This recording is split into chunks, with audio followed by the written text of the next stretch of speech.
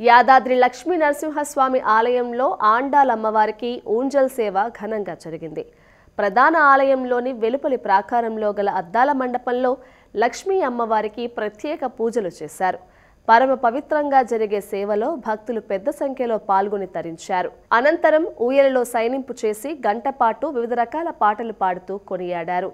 స్వామి అమ్మవార్లను దివ్య మనోహరంగా అలంకరించి భక్తులకు దర్శన భాగ్యం కల్పించారు.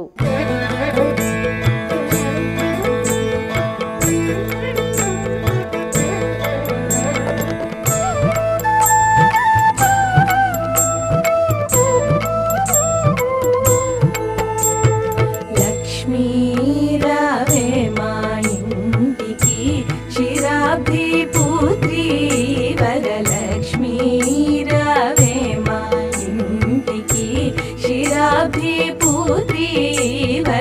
लक्ष्मी रावे मा इंटिकी